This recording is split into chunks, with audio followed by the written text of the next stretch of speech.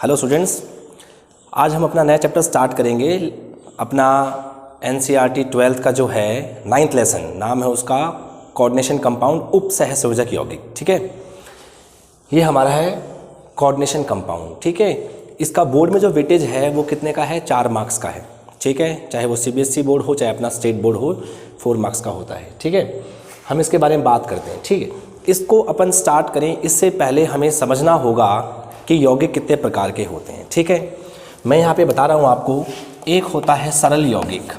ठीक है, एक कौन सा होता है? सरल यौगिक, इसको अपन बोलते हैं सिंपल कंपाउंड। ठीक है, दूसरा होता है योगात्मक यौगिक। दूसरा कौन सा होता है? योगात्मक यौगिक, इसको अपन बोलते हैं एडिशन कंपाउंड।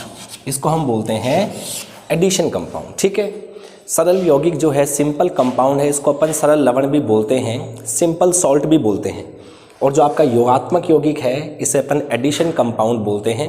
ठीक है, इनकी क्या खासियत है कि आप इसको पानी में डिज़ोल्व करोगे, ठीक है, तो ये धनायन में और ऋणायन में टूट जाते हैं, यानी कैटायन में और एनायन में टूट जाएंगे। ये बेसिकली बने किससे होते हैं? जब आप किसी एसिड की किसी बेस से रिएक्शन करते हो, यानी जब आप किसी अम्ल की किसी क्षार के साथ क्रिया करते हो, तो जो हमें सॉल्ट प्राप्त होता है, जो हमें लवण प्राप्त होता है, उसे अपन क्या बोलते हैं? सरल यौगिक बोलते हैं। ठीक है, सरल यौगिक की खासियत क्या है? जब आप इसको पानी में डिज़ोल्व करोगे, जब आप इसको पानी में घोलोगे, तो इनका हो जाता है आयनन। इनका क्या हो जाता है? आयनन हो जाता है। इसे अपन बोलते हैं आयोनाइजेशन। ठीक है, यानी वो आयनों में टूट जाएंगे। बात ठीक है? आयनों में टूट जाएंगे तो सभी आयन, जितने भी आयन हैं, अपना टेस्ट शो करते हैं। ठीक है, जो आपने पानी में इनको डिज़ोल्व किया है, तो पानी के अंदर ये आयन अपना टेस्ट शो करेंगे, अपना परीक्षण दिखाएंगे। जैसे फॉर एग्जांपल मैं आपको बोलता हूँ NaCl है, तो जब आप इसको तोड़ोगे तो क्या बनता है? Na+ बनता है और Cl- बनता है। क्या बनता है? Na+ और Cl-। तो यहाँ पर ये Na+ भी अपना टेस्ट दिखाता है, ये Cl- भी अपना टेस्ट दिखाता है। ठीक है, दूसरी बात क्या है? ये जो सिंपल सॉल्ट जो होते हैं, ये जो सरल यौगिक जो होते हैं, इनमें एक ही प्रकार का तो धनायन होगा, एक ही टाइप का कैटायन होगा और एक ही प्रकार का ऋणायन होगा, यानी एक ही टाइप का एनायन होगा। Simple one of the type of cation and one of the type of anion. एक ही प्रकार का धनायन होगा, एक ही प्रकार का ऋणायन होगा। हो सकता है कि आपको एक से अधिक संख्या में आयन प्राप्त हो जाए। जैसे फॉर एग्जांपल मैं आपको बोलता हूँ Al2SO4 whole size, this is aluminium sulphate. जब आप इसको पानी में डिज़ोल्व करोगे तो क्या होगा? एल्यूमिनियम होता है 3+, सल्फेट होता है 2-। बात ठीक है? एल्यूमिनियम के 2 एटम हैं तो 2 से मल्टीप्लाई करूंगा, सल्फेट के 3 मॉलिक्यूल है तो मैं 3 से मल्टीप्लाई करूंगा। बात ठीक है कि नहीं? तो आप यहाँ पे देखेंगे कि आपको एक से अधिक प्रकार के 2 एल्यूमिनियम आयन प्राप्त हो रहे हैं और आपको एक से अधिक प्रकार के 3 सल्फेट आयन प्राप्त हो रहे हैं। बात सही है ना? तो आपको लेकिन मिलेगा सिंगल टाइप का धनायन, सिंगल टाइप का एनायन। एक से अधिक संख्या में प्राप्त हो सकते हैं। अब अपने सॉल्यूशन के अंदर में ये भी अपना टेस्ट शो करेगा और ये भी अपना टेस्ट शो करेगा। इसे अपन बोलते हैं सिंपल सॉल्ट बोलते हैं। बात समझ में आ गई? इसको अपन बोलते हैं साधारण लवण। ये किससे मिलके बने हुए होते हैं? जब अपन किसी एसिड की किसी बेस से रिएक्शन कराते हैं, जब अपन अम्ल और क्षार की क्रिया कराते हैं, तो हमें ये लवण प्राप्त होते हैं। बात सही है कि नहीं है? ये आपको किससे प्राप्त होगा? जब मैं HCl की क्रिया किससे कराऊंगा? NaOH से, तो हमें प्राप्त हो, ये अम्ल है, ये क्षार है, ये एसिड है, ये बेस है, हमें यहाँ से क्या प्राप्त होगा? NaCl सॉल्ट है। ऐसे ये हमें कहाँ से प्राप्त होगा? अगर मैं एल्यूमिनियम हाइड्रोक्साइड जो कि क्षार होता है, अगर मैं इसकी रिएक्शन किससे करा दूं? H2SO4 जो कि अम्ल होता है, तो हमें यहाँ से प्राप्त होता है एल्यूमिनियम सल्फेट। ठीक है, तो ये सिंपल सॉल्ट किन से प्राप्त होते हैं? हमें एसिड और बेस से प्राप्त होते हैं। ठीक है, अपन बात करते हैं योगात्मक यौगिक। एडिशन, नाम से मालूम चल रहा है एडिशन मतलब जोड़ करके बनाना है। जोड़ करके किसे बनाना है? इन्हें बनाना है। अगर हम सिंपल सॉल्ट को 1 से 2 या 2 से अधिक सिंपल जो सॉल्ट हैं उन्हें अपन पानी में डिज़ोल्व कर दें और उन्हें खूब उबालें, तब तक उबालें जब तक कि पानी वापस से वेपर बन के ना उड़ जाए, वाष्पित ना हो जाए, तो जो बचा कुचा पदार्थ प्राप्त होगा वो अब क्या कहलाएगा? एडिशन कंपाउंड कहलाएगा। जैसे फॉर एग्जांपल मैं आपको बोलता हूँ KCl है, इसकी रिएक्शन में कराता हूँ MgCl2 से, प्लस क्या होता है पानी। ठीक है, हमने क्या किया, पोटेशियम क्लोराइड लिया, हमने MgCl2 लिया और हमने वाटर लिया। ये 1:6 रेशो में लिया, तो हमें क्या प्राप्त होता है, तो हमें क्या प्राप्त हो जाएगा, हमें प्राप्त होगा KCl.MgCl2.6 पानी। कितने पानी, 6 पानी मिल जाते हैं, KCl.MgCl2.6H2O। इसे अपन बोलते हैं कार्नेलाइट। इसे अपन क्या बोलते हैं, इसे अपन बोलते हैं कार्नेलाइट। This is carnallite. ठीक है, अब अगर आप इस कार्नेलाइट को पानी में डिसॉल्व करो, वापस से इसको अगर अपन पानी में डिसॉल्व करेंगे तो हमें क्या मिलेगा, K+ मिलेगा, Cl- मिलेगा। Cl- 2 हैं, एक Cl ये है और एक Cl यहाँ, तो टोटल 3 हो गए, और यहाँ से हमें Mg2+ मिलेगा। और जो ये 6 पानी है ना, ये 6 पानी ऐसे के ऐसे मिल जाते हैं, इनका किसी तरह का कोई आयनन नहीं होता, यानी ये आयोनाइज्ड नहीं होते, ये एज इट इज़ रहते हैं, यानी ये H+ OH- में नहीं टूटते। लेकिन जब आप इनको डिसॉल्व करते हो तो हमें पोटेशियम के आयन मिलेंगे, हमें क्लोराइड के आयन मिलेंगे और हमें मैग्नीशियम का आयन भी मिलेगा। बात सही ना। टोटल हमें कितने आयन प्राप्त हुए, 4 आयन प्राप्त हुए। कितने प्राप्त हुए, टोटल 4 आयन हमें यहाँ से प्राप्त हुए। बात ठीक है कि नहीं है। दूसरी बात, अब आप इसमें देखो, खास बात क्या है कि इस एडिशन कंपाउंड के अंदर में हमें एक से ज़्यादा तरह के क्या मिले हैं, धनायन मिले हैं। एक से अधिक प्रकार के क्या मिले हैं, धनायन मिले हैं। बात सही ना। और देखें, मैं इसका एग्जांपल एक और लेता हूं। ठीक है,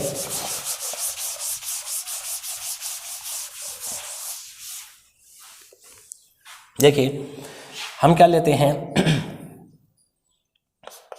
हमारे पास ये है और हमारे पास KCl है। ठीक है, हमने इसको पानी में डिसॉल्व किया और खूब उबाला।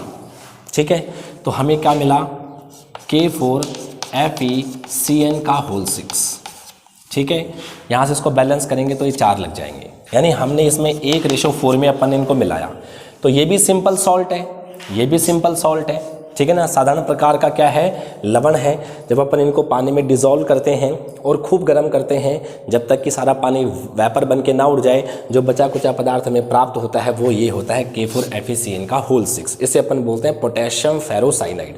इसे अपन क्या बोलते हैं, पोटेशियम फेरोसाइनाइड बोलते हैं। बात ठीक है। तो अब बात क्या हुई कि ये आपस में जुड़ गए और ये भी आपस में जुड़ गए, यानी जब 2 तरह के सिंपल सॉल्ट को अपन मिला देते हैं तो हमें कौन सा मिलता है, एडिशन, योगात्मक यौगिक प्राप्त होता है। बात ठीक है कि नहीं है। अब अपन इसको, अब देखो इसमें अपने को बड़ा ब्रैकेट दिख रहा है, तो अब इनको और इस प्रकार के कंपाउंड को वापस से अपन 2 तरीके में डिवाइड करेंगे। ठीक है, ये वापस से हमारा क्या हो जाएगा, 2 तरह के कंपाउंड्स में बदल जाएगा। देखेंगे,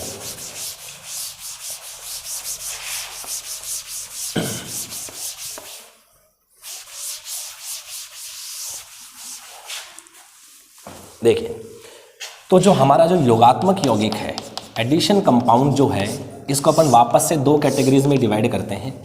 एक होता है द्विक लवण। क्या होता है, द्विक लवण। इसे अपन बोलते हैं डबल सॉल्ट। ठीक है, और दूसरा जो हमारा होता है वो होता है उपसहसंयोजी यौगिक।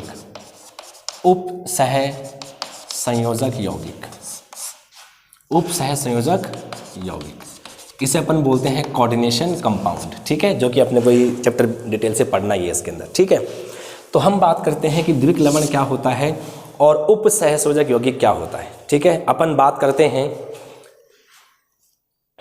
अच्छा इधर ले आओ, आप इधर दे दो, यहाँ रख दो, इधर इस पे। फिर अपन बात करते हैं कि डबल सॉल्ट क्या होता है और कोऑर्डिनेशन कंपाउंड क्या होता है। ठीक है, तो डबल सॉल्ट की अगर अपन बात करें, हमारे पास एग्जाम्पल था जो अभी मैंने लिखा, KCl.MgCl2.6H2, इसको अपन ने कार्नेलाइट कहा था। ठीक है, और हमारे पास क्या है, एक ये K4FeCN6 है।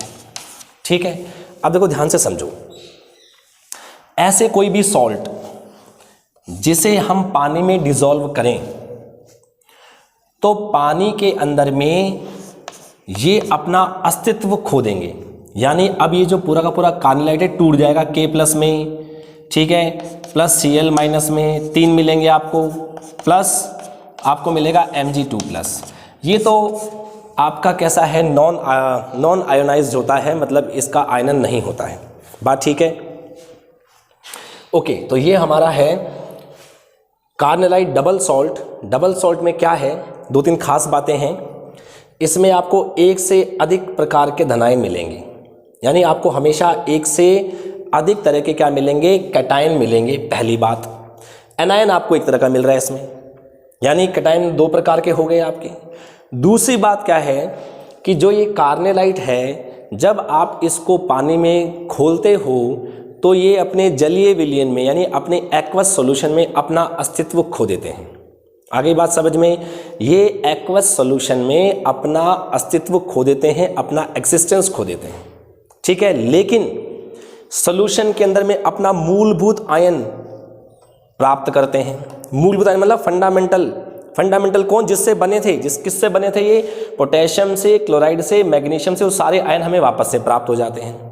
कहने का मतलब इसमें जितने भी तरह के आपको आयन दिखा रहे हैं ना, दिख रहे हैं ना जो, वो सब के सब अपना टेस्ट शो करते हैं। ये सब के सब अपना क्या करेंगे, टेस्ट शो करेंगे। आपको मेरी बात समझ में आई? जब आप इस तरह के सॉल्ट को पानी में डिसॉल्व करते हैं तो पानी में ये अपना अस्तित्व क्या होगा, खो देगा। ये पानी के अंदर में क्या करता है, अपना अस्तित्व खो देते हैं। अलग अलग हो गए ना, लेकिन अपने जो मूलभूत आयन हैं वो उस सॉल्यूशन में दे देते हैं। फंडामेंटल पार्टिकल्स जो होते हैं जिनसे बने थे वो सॉल्यूशन में दे देते हैं, यानी अपना टेस्ट शो कर देते हैं।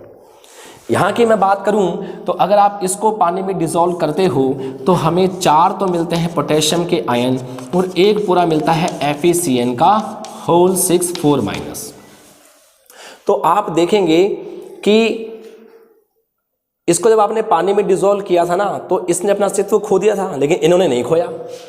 कैसे नहीं खोया? अरे क्योंकि ये अलग अलग नहीं हुए। आगे ना बात समझ में, इन्होंने अपना अस्तित्व नहीं खोया, यानी ये एक्वस सॉल्यूशन में, जलीय विलयन में अपना अस्तित्व रखते हैं। दूसरी बात, ये जो इनके मूलभूत आयन थे, मूलभूत आयन कौन से हैं, ये K+ है, ये Fe2+ है और ये Cn- है, ये हमें प्राप्त नहीं होते। ये जो मूलभूत आयन है ये हमें कहाँ प्राप्त हुआ, आप देखो इसको डिसॉल्व करने के बाद में हमें पोटेशियम आयन तो मिला, लेकिन हमें ये आयन अलग अलग नहीं मिले, बल्कि दोनों कंबाइंड फॉर्म में मिले, संयुक्त अवस्था में मिले, बड़े ब्रैकेट में मिले। यानी इनका क्या होता है आयनन, इनका आंशिक आयनन होता है। This compound is totally fable ionised, यानी इन कंपाउंड का कम आयनन होता है, पूरा आयनन नहीं होता। यानी इसमें जो भी आयन है वो सभी आयन अपना टेस्ट प्रदर्शित नहीं करते, टेस्ट नहीं दिखाते। तो एग्जाम में क्वेश्चन आता है, पूछते हैं आपसे क्या कारण है कि पोटेशियम फेरोसाइनाइड Fe2+ का टेस्ट शो नहीं करता। इसलिए नहीं करता कि जब अपन इसको डिसॉल्व करते हैं, पानी में घोलते हैं, तो हमें पोटेशियम धनायन तो प्राप्त होता है, परंतु हमें एक जटिल ऋणायन प्राप्त होता है। इसका आगे आयनन संभव नहीं होता, इसका आगे आयनेशन पॉसिबल नहीं होता, इसलिए Fe2+ भी अपना टेस्ट शो नहीं करता। बात समझ में आ गया? तो अब हमें तीनों की बात समझ में आई। सिंपल सॉल्ट पानी में घुल गए, ठीक है, अपना अस्तित्व खो दिया और अपना टेस्ट दिखाते हैं। डबल सॉल्ट भी क्या करते हैं, एक से अधिक प्रकार के धनायन हैं, इनको पानी में डिसॉल्व करेंगे, अपना अस्तित्व खो देंगे, लेकिन विलयन में जो इनके मूलभूत आयन होते हैं जिनसे बने थे वो उसमें मौजूद होते हैं, ये अपना टेस्ट दिखाते हैं। हम इसकी बात करते हैं कि ये भी कंपाउंड क्या है, जब इसको पानी में डिसॉल्व करते हो तो जलीय विलयन में अपना अस्तित्व बनाए रखते हैं, ठीक है। क्या सभी अलग अलग हुए? नहीं हुए ना, तो अपना अस्तित्व बनाए रखते हैं अपने एक्वस सॉल्यूशन के अंदर में। और अस्तित्व बनाए रखने के अलावा ये जिन मूलभूत आयनों से मिलकर बने होते हैं वो हमें जलीय विलयन में प्राप्त नहीं होते, यानी हमें ये तीनों प्रकार के आयन प्राप्त होने थे, वो हमें तीनों प्रकार के आयन प्राप्त नहीं होते। ये होते हैं आपके उपसहसयोजक यौगिक, या इनको अपन बोलते हैं संकुल यौगिक, इनको अपन बोलते हैं कोऑर्डिनेशन कंपाउंड, या इनको अपन बोलते हैं कॉम्प्लेक्स सॉल्ट। ये नाम लिखा हुआ है, उपसहसयोजक यौगिक यानी कोऑर्डिनेशन कंपाउंड, इन्हीं को अपन बोलते हैं संकुल यौगिक यानी कि कॉम्प्लेक्स कंपाउंड, ठीक है भाई। तो बेसिकली हमें जो पढ़ना है डिटेल से इसके बारे में ही पढ़ना है, ठीक है। तो आपको बेसिक इन तीनों में डिफरेंस समझ में आ गया होगा कि सिंपल सॉल्ट क्या होता है, डबल सॉल्ट क्या होता है और कॉम्प्लेक्स सॉल्ट कौन सा होता है, ठीक है। अपन आगे बात करते हैं। अब हमें जो मेन पढ़ना है वो इसके बारे में पढ़ना है, कोऑर्डिनेशन कंपाउंड के बारे में पढ़ना है, ठीक है। चलिए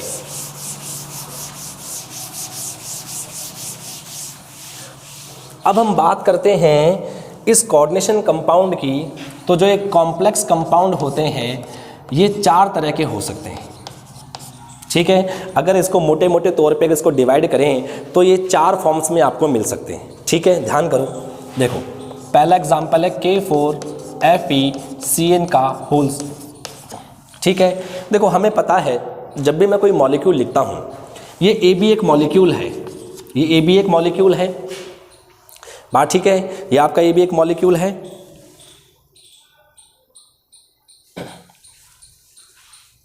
ठीक है। इसमें जनरली पहला धनायन होता है, दूसरा ऋणायन होता है, पहला कटायन होता है, दूसरा एनायन होता है, ठीक है, समझ जाना। और जब भी किसी कंपाउंड में आपको ये बड़ा ब्रैकेट दिखता है ना, ये बड़ा ब्रैकेट, तो ये समझ जाना कि जटिल होता है, इसे अपन बोलते हैं कॉम्प्लेक्स। क्या बोलते हैं इसको? कॉम्प्लेक्स, ठीक है। तो ये कंपाउंड है, जब मैं इसको डिसॉल्व करता हूँ, पानी में घोलता हूँ, तो हमें क्या प्राप्त होता है, देखना हमें यहाँ से ये 4 तो K+ प्राप्त होते हैं और हमें एक प्राप्त होता है FeCN का होल 6 4-। यानी ये तो कैसा है, ये तो सरल धनायन है, सिंपल कटायन है, लेकिन ये कैसा है, जटिल ऋणायन है, यानी कॉम्प्लेक्स एनायन है। बात सही है ना? ये तो कैसा है, सिंपल कटायन है, ठीक है, और ये कैसा है, ये कॉम्प्लेक्स एनायन है। बात ठीक है कि नहीं है? क्योंकि पहला हमें धनायन मिलेगा, दूसरा में ऋणायन मिलेगा, तो पहला सिंपल है, दूसरा बड़ा ब्रैकेट के अंदर में है, तो ये आपका जटिल ऋणायन हो गया। बात ठीक है? चलिए फिर अपन सेकेंड एग्जाम्पल की बात करते हैं, ठीक है। मैंने आपको ये दे दिया, ओके। अब आप इसको पानी में घोलोगे तो हमें पता है सल्फेट SO4 के रूप में टूटता है, तो इस पर क्या चार्ज आएगा, CuNH3 का होल 4 2+। बात ठीक है। तो इस बार देखेंगे ये कौन सा हो गया, ये जटिल तो धनायन हो गया, लेकिन सरल क्या हो गया, ऋणायन हो गया। देखो बड़े ब्रैकेट के ऊपर में पॉजिटिव चार्ज आ रहा है, तो जटिल तो धनायन है और सरल ऋणायन है। बात सही है? ठीक है। अगला देखो मैं आपको देता हूं, एक मॉलिक्यूल है PtNH3 होल 4, ठीक है, PtCl4 2-, ठीक है। तो आप इसको PtCl4 2-, इसको जब आप डिसॉल्व करते हो पानी में तो हमें प्राप्त होता है PtNH3 का होल 4, ठीक है, 2+ एंड PtCl4 2-। अब ये कैसे चार्ज इन पे कैसे आ रहा है ये अपन बाद में पढ़ेंगे, चैप्टर के अंदर में आगे की बातें हैं। तो आप देखेंगे कि इसमें आपको जटिल धनायन मिला है, बड़े ब्रैकेट में है, और यहाँ पर भी आपको क्या मिला है, जटिल ऋणायन मिला है, ये भी आपका बड़े ब्रैकेट के अंदर में है। बात सही है कि नहीं है? ठीक है। और जो लास्ट होता है, जैसे मैंने आपको दिया NiCO होल 4, ठीक है, जब आप इसको पानी में डिसॉल्व करते हो तो इसमें किसी प्रकार के आयन प्राप्त नहीं होते, ठीक है। यानी ये कैसा है, ये अनआयनित संकुल लवण है, यानी ये कैसा है, unionised non ionised complex compound है, यानी ये ऐसा है जिसका आयनन नहीं होता है।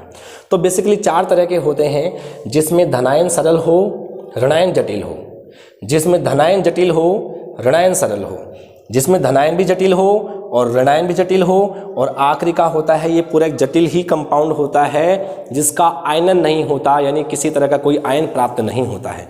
तो बेसिकली 4 तरह के हमारे क्या होते हैं, कोऑर्डिनेट कंपाउंड होते हैं, ठीक है। मतलब मोटे तौर पे अगर अपन डिवाइड करें तो ये 4 तरह के होते हैं, इनके बारे में हमें पढ़ना होता है, ठीक है भाई। यहाँ तक कि मेरे ख्याल से आपको बात समझ में आ गई होगी, ठीक है। अपन आगे बात करते हैं, छोटी सी बात अपन इसके आगे और करेंगे, वो देखते हैं, आइए, ठीक है। आइए देखिए, मैं आपको एक मॉलिक्यूल लिख के दे रहा हूँ, K4FeCN का होल 6, ठीक है। देखो ये कंपाउंड है, इसको समझिए ढंग से, ठीक है। देखो इसमें 2 तरह के आपको धातु दिख रहे हैं, मेटल 2 है ना, पोटेशियम भी मेटल है और Fe भी मेटल है, 2 तरह की मेटल है, पोटेशियम भी धातु है और लोहा भी धातु है। बात सही है ना?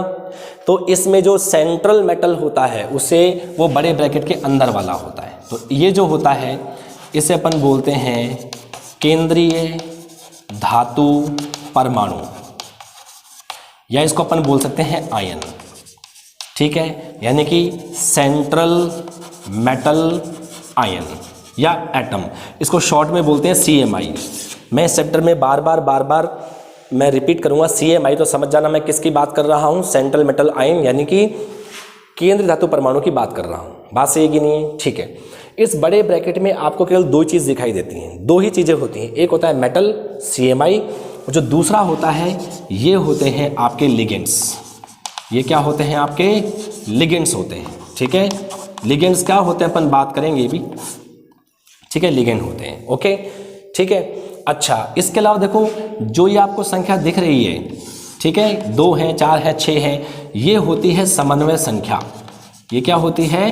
समन्वय संख्या, या इसी को अपन बोलते हैं कोऑर्डिनेशन नंबर। क्या बोलते हैं इसको? Coordination number. ठीक है, या इसका एक और नाम है उपसहसंयोजी संख्या।